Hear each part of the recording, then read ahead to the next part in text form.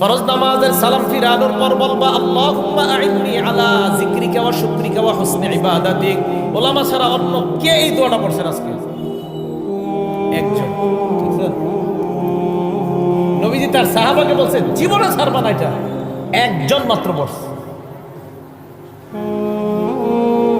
নবীজি তার সাহাবাকে বলছে মহব্বতের দাবি নিয়ে বলে জীবনে আমল ছাড়বা না, একজন পড়ছে আমল। তুমি এই দোয়া করবা মুআজ, কোনদিন ফরজ নামাজের পর এই দোয়া ছাড়বা না। কি তুমি আল্লাহকে বলবা আল্লাহুম্মা আইন্নি আলা যিকরিকা, আল্লাহ আপনি আমাকে সাহায্য করেন যেন আমি আপনার বেশি বেশি জিকির করতে পারি। ওয়া শুকরিকা, আমাকে সাহায্য করেন যেন আমি আপনার বেশি কৃতজ্ঞতা প্রকাশ করতে পারি। ওয়া হুসনি ইবাদাতিক, আল্লাহ আপনি সাহায্য করেন যেন বেশি বেশি আপনার ভালো ইবাদত করতে পারি। কি সুন্দর দোয়া! আল্লাহ সাহায্য করেন যেন আপনার জিকির বেশি করতে পারি, সাহায্য করেন যেন আপনার শুকরিয়া বেশি আদায় করতে পারি, সাহায্য করেন যেন আপনার ভালো ইবাদত বেশি করতে পারি।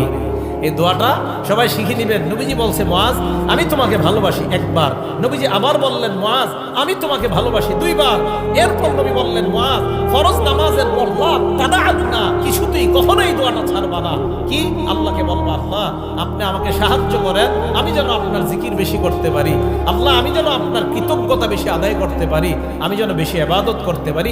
এই দোয়া করা কখনো ছাড়বা না। এটা নবীজি তার সাহাবা হযরত মুআজকে শিক্ষা দিলেন। আল্লাহ আমাদের সকলকে এই দোয়াগুলা শিখে নেওয়ার তৌফিক দান করেন।